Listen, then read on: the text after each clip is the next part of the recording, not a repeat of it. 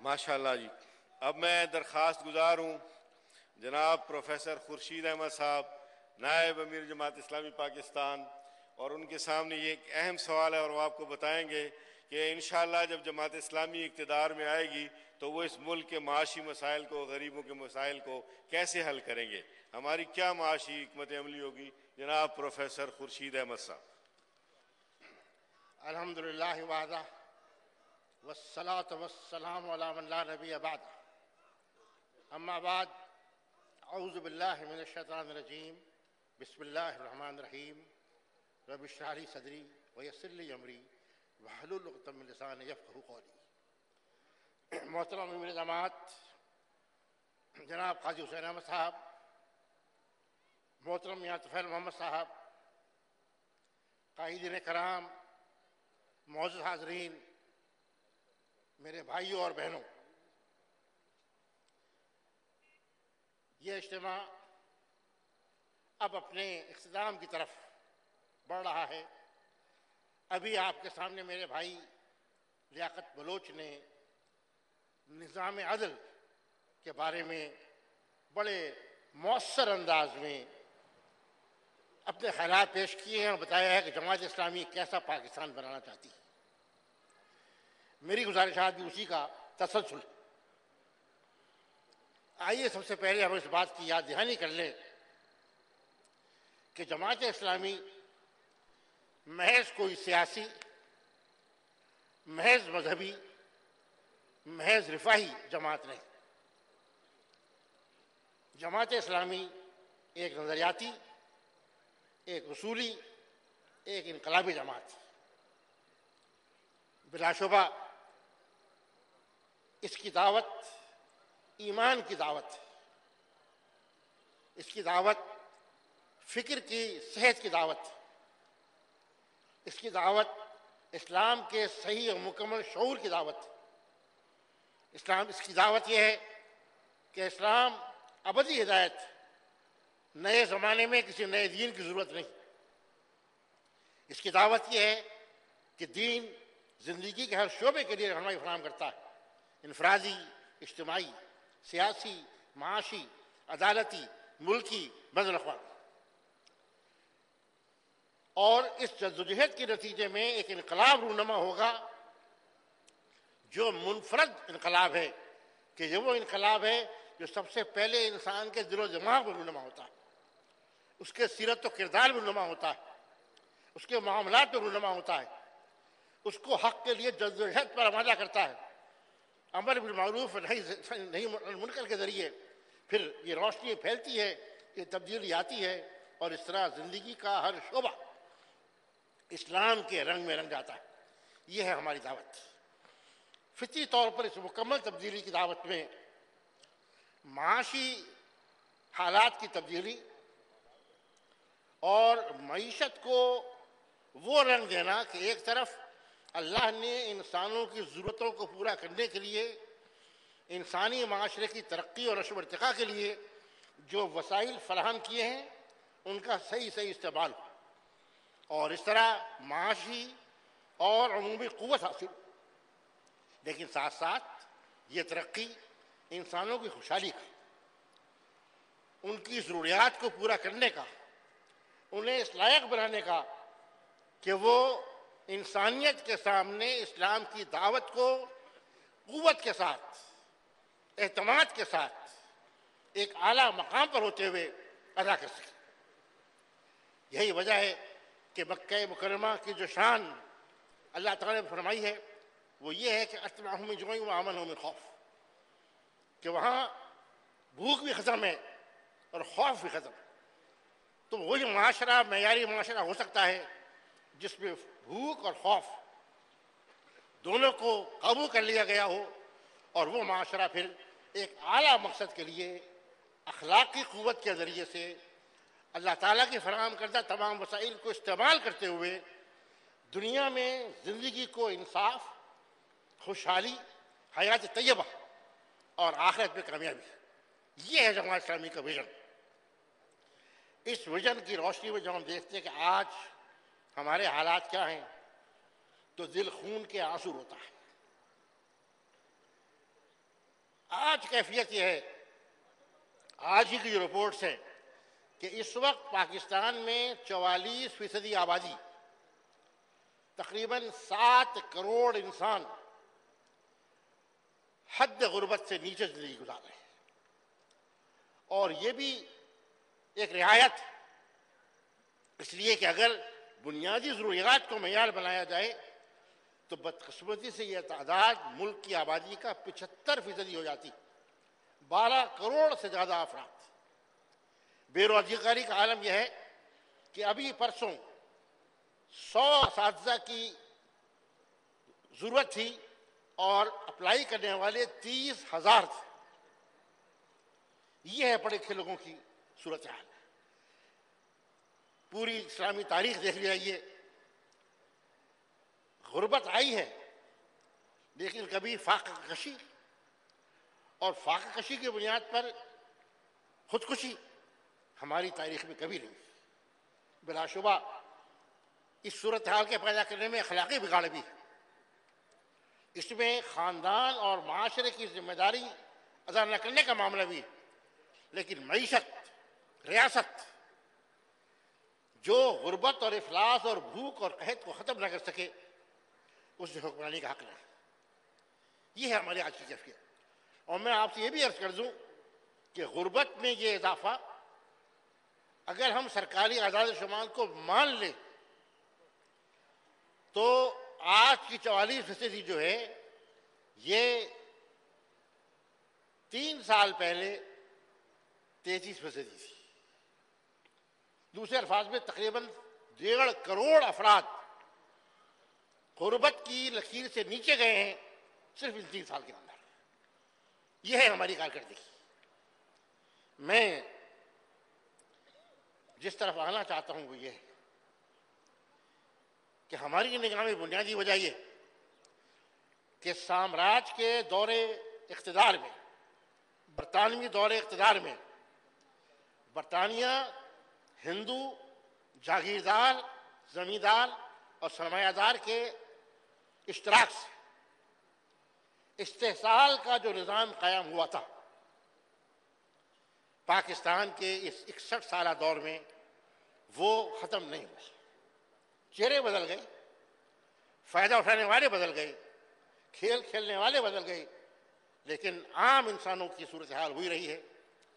اور جس کو ہم بطور معاشی ترقی کے پیش کرتے ہیں وہ نمائشی، وہ سسٹینیبل نہیں.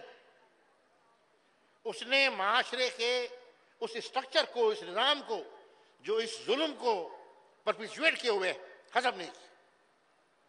یہی وجہ ہے کہ لوٹنے والے تبدیل ہو گئے لیکن لوٹ کا نظام اسی طرح جاری ہے. کرپشن پہلے سے زیادہ. کیا میں آپ کو یہ بتاؤں کہ فورن ایڈ کی بڑی دھوم ہے. آپ نے اب تک تقریباً 100 ارب ڈالر کے قرضے لیے، 60 ارب ڈالر آپ واپس کر چکے، 40 ارب ڈالر کے اب بھی قرضے موجود ہیں آپ کے اوپر. اور حقیقت کیا ہے کہ جسے ہم معاشی اصطلاح میں کہتے ہیں سرمایہ کاری کے نتیجے میں قوم میں صلاحیت کا پیدا ہونا، ایسٹس کا کریٹ، بمشکل 10 سے 12 ارب ڈالر کی ایسٹ کریشن ہوئی. باقی سب کہاں گئی؟ قوم قصد دب رہی ہے اور لوٹنے والوں نے لوٹا. یہ ہے ہمارا اصل مسئلہ. ابھی ٹرانسپیرنسی انٹرنیشنل نے اسی ہفتے جو رپورٹ دی ہے اس کی روح سے پاکستان کی کل پیداوار جی ڈی پی کا 10 سے 15% کرپشن کی نظر ہو رہا ہے. تو میرے دوستوں اور ساتھیوں، جب تک نظام نہیں بدلے گا، جب تک قیادت نہیں بدلے گی، جب تک وہ افراد جو ایک طرف صحیح ویژن رکھتے ہو لیکن دوسری طرف صلاحیت رکھتے ہو اور ساتھ ساتھ یہ کردار کہ ان پر اعتماد کیا جا سکے اور وہ اپنی قوم کی خدمت کریں، اسے لوٹے نہیں، ان تینوں کے بغیر حالات تبدیل نہیں ہو سکتے. انہی کی طرف آپ کو آنا ہوگا. اس کے بعد پھر انشاءاللہ ترقی، خوشحالی اور قوت کا ذریعہ بنے گی. ترقی کے وسائل، مواقع موجود ہیں، لیکن حقیقت یہ ہے کہ ہم نے ان مواقع کو ضائع کیا ہے، ہم نے وسائل کو غلط استعمال کیا ہے، اور جو امانت اللہ تعالیٰ نے اس قوم نے اس کی قیادت کو سونپی تھی اس نے اسے بے وفائی کی۔ میں اس لیے صاف بات کہنا چاہتا ہوں کہ ہماری پالیسی کا پہلا ہدف یہ ہوگا کہ ہم معاشی ترقی جو خوشحالی اور انصاف کے ساتھ محض پیداوار میں اضافہ اور مشینیں لگا دینا ہمارا مقصد نہیں ہے۔ دوسری چیز، ہمارے معاشی ماڈل میں بنیادی اہمیت انسان کی صحت، تعلیم، ہنر، اور وہ ماڈل کہ جس میں ہر فرد معیشت کی ترقی میں ایک حصہ ادا کر رہا ہو، ایک کردار ادا کر رہا ہو۔ میں آپ کو یاد دلاؤں کہ جب حضرت عمر فاروق رضی اللہ عنہ نے زکوٰۃ تقسیم کی اور ایک شخص کو 3 اونٹ دیے تو صحابہ نے اعتراض کیا کہ 3 اونٹ ایک شخص آپ نے کیوں دیے، لیکن ان کا جواب سنہری حروف میں لکھنے کے لائق ہے۔ انہوں نے فرمایا کہ میں چاہتا ہوں کہ اگلے سال یہ زکوٰۃ دینے والا بنے، زکوٰۃ لینے والا ہو۔ تو ہمارے ماڈل کا مرکزی نقطہ یہ کہ ہمیں انسان کو مرکز بنانا ہے اور انسانوں کو اس لائق بنانا ہے کہ وہ معاشی جدوجہد میں شریک ہو، خود بھی فائدہ اٹھائیں، دوسروں کو بھی فائدہ پہنچائیں، اللہ کا حق بھی ادا کریں، انسانوں کا حق بھی ادا کریں۔ یہ ہے ہمارا ماڈل۔ پھر اس کے ساتھ یہ بھی ضروری ہے کہ ہماری معیشت اس وقت خساروں کی معیشت، آپ کا بجٹ 600 سے 700 ارب روپے کا خسارہ، آپ کی بین الاقوامی تجارت 20 بلین ڈالر کا خسارہ، آپ کا بیلنس آف پیمنٹس یعنی بیرونی زرعی اس کا ادائیگیوں کا توازن 10 سے 12 بلین ڈالر کا خسارہ۔ جب تک آپ یہ خسارے ختم نہیں کرتے آپ اپنے پاؤں پہ کھڑے نہیں ہو سکتے۔ اس لیے ہماری معیشت کا تصور خود انحصاری ہوگا، اور اس کے لیے ضروری ہے کہ سود کا خاتمہ کیا جائے۔ سود وہ ذریعہ ہے جس کی بنا پر عام انسانوں کی دولت چند سرمایہ داروں اور بینکروں کے ہاتھوں میں مرکوز ہو جاتی ہے، جس کے نتیجے کے طور پر دولت مند ہوتا ہے، امیر امیر بنتا ہے، اور غریب غریب تر ہوتا چلا جاتا ہے۔ آج دنیا میں جو مالیاتی بحران آ رہا ہے اس کی بنیادی وجہ 2 ہے، ایک سود، دوسرا سٹا اسپیکولیشن۔ ان کی وجہ سے ساری دنیا ہل رہی ہے۔ ہم سود کے نظام کو ختم کرنا چاہتے ہیں، لیکن میں آپ سے صاف عرض کر دوں کہ ہمارا یہ پورا معاشی ماڈل اس وقت تک ہم اس پہ کام نہیں کر سکتے جبکہ زندگی کے ہر شعبے میں اسلام کے قیام کی کوشش نہ ہو۔ یہ آئسولیشن میں نہیں ہو سکتا ہے۔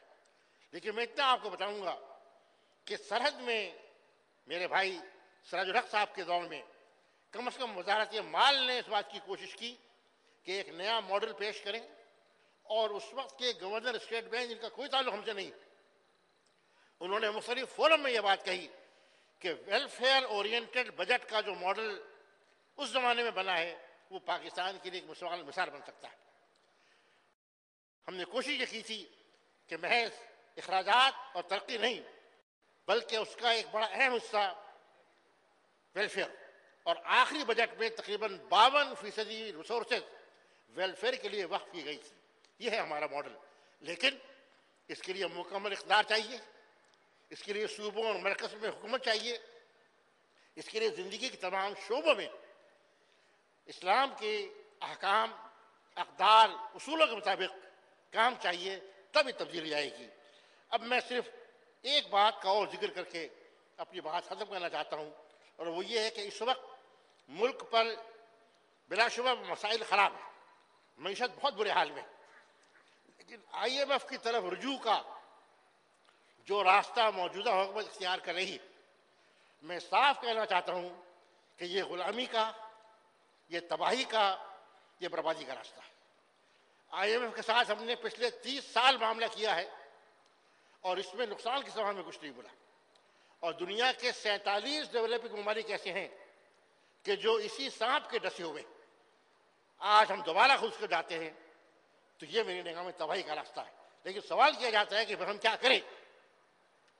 میں پہلی بات یہ کہتا ہوں کہ بلا شبہ مشرف اور شوکت عزیز کی پالیسیاں غلط تھی. ہم اس کے نتائج آج بھگت رہے ہیں, قوم بھگت رہی ہے. لیکن 7 مہینے سے آپ اقتدار میں ہیں. آپ نے 7 مہینے میں کیا کیا؟ کوئی نئی پالیسی, کوئی نیا انیشیٹو, کوئی نیا رخ. ایک وزیر خزانہ آتا ہے, 3 وزیر خزانہ بدل چکے ہیں آپ. ایک بینکر آیا, چلا گیا, ایک بینکر آ گیا. کیا یہ طریقہ ہے؟ جب تک کہ صحیح ویژن نہ ہو آپ کام نہیں کر سکتے. دوسری بات میں یہ کہتا ہوں کہ اس وقت قوم کے سامنے, حکومت کے سامنے اول یہ مسئلہ یہ ہے کہ ہم ایک ایسے لائف اسٹائل کے عادی ہو گئے جس میں وسائل سے زیادہ ہم خرچ کر رہے ہیں. لیونگ بیونڈ یور مینس, یہ ہے ہمارا مسئلہ. اور خصوصی سے حکومت کا, حکومت کے ہر ادارے کا. جب تک کہ اخراجات کو کم نہیں کیا جائے گا, اور میں پورے یقین سے کہتا ہوں کہ quality of work and quality of development کو متاثر کیے بغیر 20 سے 30% اخراجات میں کمی کی جا سکتی. یہ راستہ اختیار کیجیے, لیکن اس کے لیے برس اقتدار طبقے کو مثال قائم کرنی ہوگی. جو ہمارے دولت باہر ہے, آپ اس وقت کشکول لے کے پھر رہے ہیں, لیکن جو پاکستانیوں کی پاکستان میں جو ہیں آج, ان کے جو دولت باہر ہے. اور آج ہی کے اخبارات میں آپ نے دیکھا ہوگا کہ جو 2 سب سے بڑے امیر ترین افراد پاکستان میں ہیں, منشا صاحب, ان کی ویلیو آ رہی ہے $2.4 بلین, تقریباً 200 ارب روپے. اور نمبر 2 آصف علی زرداری صاحب, جن کے وسائل ہیں $1.2 بلین, تقریباً 100 بلین روپے. اور یہ 2 افراد نہیں ہیں, ہزاروں افراد ایسے ہیں. میں کہتا ہوں کہ آپ مثال قائم کیجئے اور یہ سارے وسائل ملک میں لائیے. اس کے بعد پھر جو پاکستانی باہر ہیں ان کا اعتماد ون کیجئے اور ان سے کہیے کہ آپ صرف پاکستانی بینکوں میں پیسہ رکھیں. 1990s میں جب قوم نے ان پر اعتماد کیا تھا اور انہوں نے قوم پر اعتماد کیا تھا, 1990s میں $11 بلین ہمارے پاکستانی بھائیوں نے جو ملک سے باہر ہیں پاکستان کے بینکنگ سسٹم میں رکھے, جس نے ہمیں وہ دیا اسٹیبلٹی. آج اندازہ یہ ہے کہ پاکستانیوں کے پاس ملک سے باہر $150 سے $200 بلین کی سیونگز. اگر ہم اس کا 10% بھی اٹیچ کر لیں, ہمیں کسی کے ہاتھ پھیلانے کی ضرورت نہیں.